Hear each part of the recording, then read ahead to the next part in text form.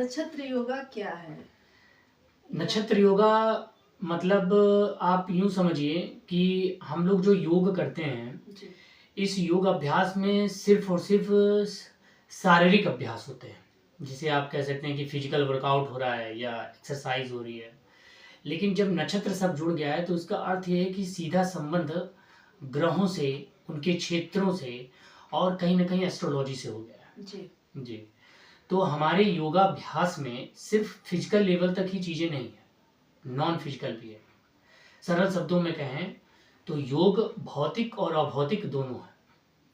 तो योग जब भौतिक और अभौतिक दोनों है तो हमें दोनों स्तर पे बैलेंस करना होगा, दोनों स्तर पे संतुलन करना होगा। तभी जा कर के आप योग को भी समझ पाएँगे और उस योग के माध्यम से अच्छा स्वास्थ्य और संतुलित जीवन जी पाएँगे। तो इसीलिए एस्ट्रोलॉजी और योगा इन दोनों का कॉम्बिनेशन बहुत ही आवश्यक है। जिन्हें एस्ट्रोलॉजी पता है उन्हें भी और जिन्हें एस्ट्रोलॉजी नहीं पता है उन्हें भी। तो जिनको एस्ट्रोलॉजी नहीं पता है वो अपने शरीर का तालमेल ग्रहों से कैसे करेंगे? गुड क्वेश्चन, ये सही अच्छा प्रश्न किया आपने।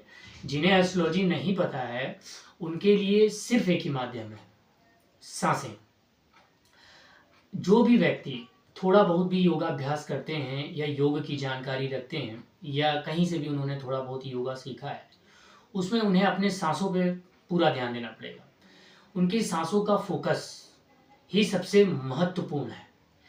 जैसे-जैसे वो अपने सांसों के लिए कॉन्शियस होंगे, जागरूक होंगे, वैसे-वैसे समस्त ग्रहों के, समस्त तारामंडलों के जो ऊर्जाएँ हैं, जो हमारे ही शरीर के आभामंडल से जुड़ी हुई हैं, हमारे ही शरीर के जो आभामंडल की ऊर्जाएँ वलयाकार रूप में हमेशा घूमती रहती हैं, उनसे जुड़ी हुई हैं, उनकी साँसें ही उसके साथ तालमेल बैठाने में उनकी मदद करेंगी। या यूँ समझ लीजिए कि जैसे-जैसे आप अपने कार्य क्षेत्र में साँसों के प्रति जागरूक होते जाते हैं, तो बिना एस्ट्रोलॉजी की जानकारी के भी आप ग्रहों का तालमेल रख सकते हैं। उदाहरण के तौर पे मान लीजिए कि हमें एस्ट्रोलॉजी का कुछ नहीं पता, ज़ीरो। फिर भी हमें अपने शरीर को स्वस्थ भी रखना है, जीवन को संतुलित भी रखना है। ऐसी स्थिति में हमें सर्वप्रथम ये ध्यान देना होगा कि ये जो समस्त ग्रह हैं, ये हमें किस प्रकार की ऊर्जा देना भी चाहते हैं, किस प्रकार की ऊर्जा से संतुलन बनाना चाहते हैं और किस तरीके से जीवन में चीज़ों को सिखाना चाहते हैं। अब सर्वप्रथम अगर हम सूर्य को लें, तो सूर्य ग्रह का संतुलन, उसकी ऊर्जा का संतुलन है।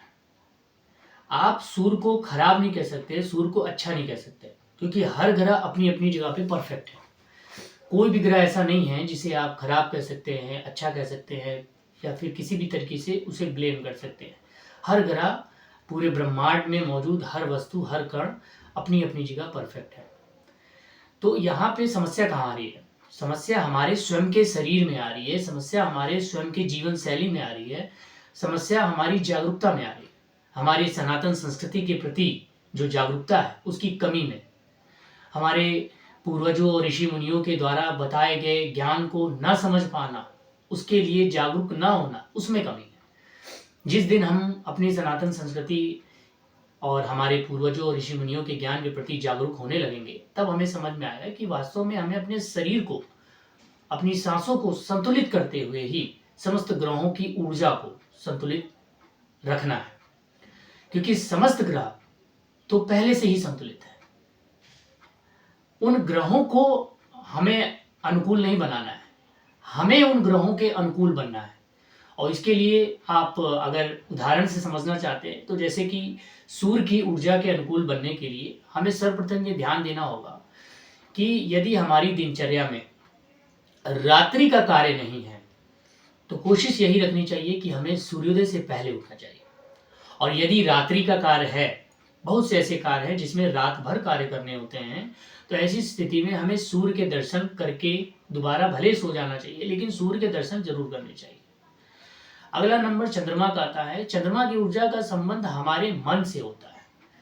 मन की जो कलाएँ हैं, मन के जो गुण हैं, बहुत ही चंचल हैं, विचलित हैं, अलग-अलग तरीके से ये भटकते रहते हैं। तो जितना ज़्यादा हम अपने मन को स्थिर और शांत करेंगे, उतना ही हमारी चंद्रमा की ऊर्जा भी संतुलित होगी। आज के समाज में तो सबका मन बहुत ज्यादा चंचल है। इसीलिए तो योग बताया गया है, इसीलिए तो मेडिटेशन, ध्यान जैसी क्रियाएं बताई गई हैं, और इसीलिए मैंने सर्वप्रथम सांसों की बातें करी कि ये जो आधुनिक युग में सबसे बड़ी समस्या मन है, उसको शांत, स्थिर और संतुलित करने के लिए ध्यान किया जाए। अपने रेगुलर प्रैक्टिस में ध्यान अनिवार्य किया जाए, इसीलिए तो ये सब है। अब अगले ग्रह की बात करते हैं, मंगल। मंगल ग्रह की ऊर्जा को संतुलित करने के लिए हमें अपने शरीर को आराम नहीं देना है। हर व्यक्ति यह सोचता है कि कितना ज़्यादा हम आराम कर लें। हर व्यक्ति आलस में या फिर किसी न किसी रूप में नींद में या फिर कम से कम काम करने के चक्कर में शॉर्टकट अपनाता है, और अलग से वो मंगल के अलग अलग उपाय करता है। लेकिन जो मंगल की असली रेमेडी, मंगल की ऊर्जा की जो असली रेमेडी है, वो है स्वयं के शरीर के साथ मेहनत। आप अपने शरीर को कितना थका रहे हो, आप अपने शरीर से कितना मेहनत कर रहे हो, हार्ड वर्क, वही मंगल की ऊर्जा का बैलेंस आपके शरीर में करेगी। मंगल तो जैसा है वैसा ही रहेगा। मंगल आपके उपायों को करने से मंगल ग्रह बदलने वाला नहीं है। मंगल ग्रह जैसा है मनुष्यों को अपने अंदर बदलाव लाना पड़ेगा, अपने अंदर बदलाव लाना तब उनके ग्रहों की ऊर्जाएं संतुलित होंगी, और वो ग्रहों की ऊर्जाएं शरीर की संतुलित होंगी। ऐसा नहीं है कि आसमान में जो ग्रह है उन ग्रहों को आप बदल रहे हैं। वो ग्रह तो जैसे पहले थे वैसे अभी भी हैं। वो ग्रह अपनी चाल बदल सकते हैं, वो ग्रह अपने क्षेत्र बदल सकते हैं, वो ग्रह अपनी गति बदल सकते हैं, वो ग्रह जैसे घूम रहे हैं वैसे घूमने में परिवर्तन कर सकते हैं, परंतु उनकी ऊर्जा युगों युगों से वैसी है। हमें उनके तालमेल में आना है। सरल शब्दों में हमें उनके तालमेल में आना है। और इसीलिए ये मैं एक एक ग्रह का जो एक एक लाइफ स्टाइल का उदाहरण दे रहा हूँ, इसीलिए दे रहा हूँ। फिर अगला नंबर बुध का आता है। बुध की ऊर्जा यानी बुद्धि और विवेक से। आपको हर निर्णय अपने विवेक से लेना है। किसी भी निर्णय में जल्दबाजी ना करते हुए सोच समझकर एक संतुलित निर्णय लेना है। बुद्धि का इस्तेमाल इसलिए करना है क्योंकि कभी कभी हम हर चीज को आंख बंद करके बिना जागरूकता के साथ करते हैं, उसका नुकसान भी हमें बाद में भुगतना पड़ता है। फिर बाद में हम अलग अलग तरीके के उपाय करते रहते हैं, भटकते रहते हैं, उससे मन भी खराब होता है, विचलित होता है मन। इसलिए हमें बुद्धि विवेक का इस्तेमाल भी जल्दबाजी में ना करके एक संतुलित तरीके से करना है। फिर अगला आता है, इंसान गुस्से में भी अपना बुद्धि और विवेक खो देता है, इसलिए उनका बुध ग्रह खराब हो जाता है। बिल्कुल। तो यहाँ पे देखिए, आपने क्या कहा, बुध ग्रह खराब हो जाता है। यहाँ पे आपने फिर गलत कह दिया। बुध ग्रह खराब नहीं होता, बुध ग्रह तो जैसा है वैसा ही रहेगा। बुध ग्रह से जो जुड़ी हुई ऊर्जा है, बुध ग्रह से जो मिलती जुलती ऊर्जा है, वो हमारे शरीर में भी मौजूद है, हमारे शरीर के समस्त चक्रों में मौजूद है। हमारे शरीर में मुख्य जो प्रमुख चक्र हैं, जिसे आप ऊर्जा के केंद्र बिंदु कह सकते हैं, वो 7 हैं। और इस तरीके से जो सूक्ष्म ऊर्जाओं के चक्र हैं वो कुल 112 हैं इस शरीर में, परंतु 2 अतिरिक्त शरीर के बाहर है जो हमारे आभा मंडल में है। जैसे जैसे हमारा आभा मंडल विकसित होता है वैसे वैसे ये 2 चक्र भी उभरते हैं। तो कुल मिला के 114 चक्र हमारे इस नश्वर शरीर और सूक्ष्म शरीर में मौजूद है, परंतु जो मुख्य हैं वो 7 है। उन्हीं 7 मुख्य चक्रों में से समस्त ग्रहों के लिए जो ऊर्जा का तालमेल बिठाने का कार्य है, ये चक्र करते हैं, जिसमें से एक अभी हमने बुध ग्रह के बारे में बताया। तो कभी ये मत कहिए कि ये ग्रह खराब हो गया, वो ग्रह जैसा था वैसा ही है, हमारी ऊर्जा उसके तालमेल में नहीं बैठ पाती या फिर खराब हो जाती है। हाँ, हमारी ऊर्जा यानी हमारे शरीर से ही सारी चीजें, हमारे सांसों से ही सारी चीजें शुरू होती हैं और उसी पर खत्म होती हैं। अगला बृहस्पति। गुरु बृहस्पति के लिए हमें सर्वप्रथम ये ध्यान देना है कि हमने अपने मन को स्थिर कर लिया, बुद्धि विवेक सही कर लिया, अपने जीवन शैली में सुधार कर लिया, लेकिन हर बात पे जो एक क्रेडिट देना होता है, यानी कि मान के चलिए आप कोई भी कार्य ऐसा करते हैं जो कि बहुत अच्छा प्रदर्शन रहा या बहुत अच्छा कार्य रहा, या फिर आप सरल शब्दों में कह सकते हैं कि हाँ, आपने जो है किसी के लिए कुछ अच्छा कह दिया, हम उसका गुणगान बखान अपने शब्दों में करते हुए अपनी ही तारीफों के पुल बांधने लगते हैं। हम दुनिया में अपने आप को सबसे बेस्ट बताने लगते हैं। यह एक तरीके का सूक्ष्म अहंकार होता है।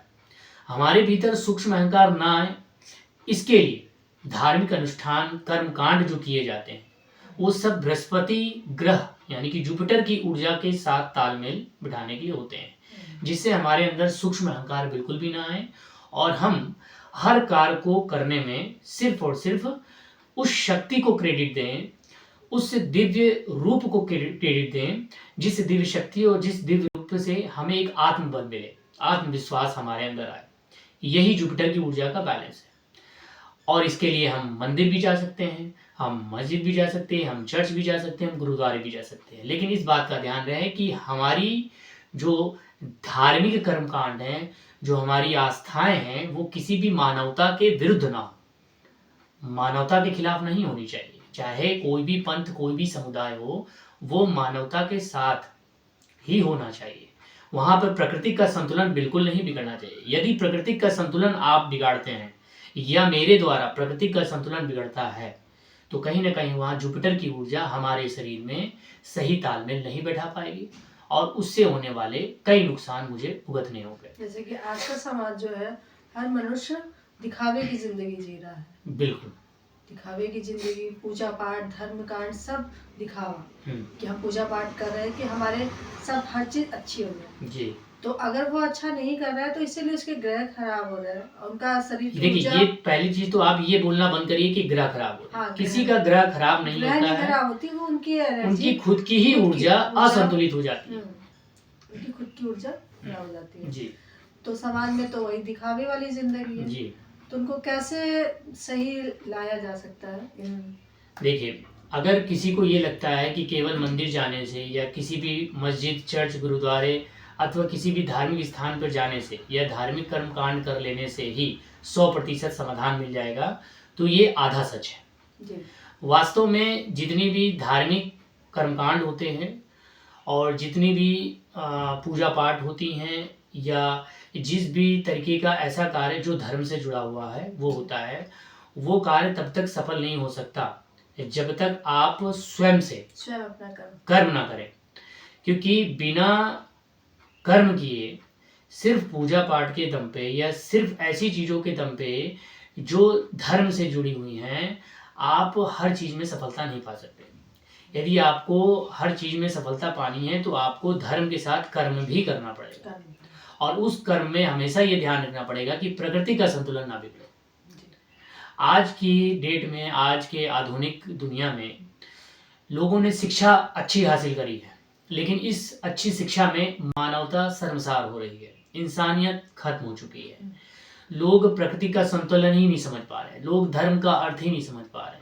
उन्हें लगता है कि जो है वही है, यानी स्वयं को ही अच्छा बताना, स्वयं को ही सही बताना, ये गलत है।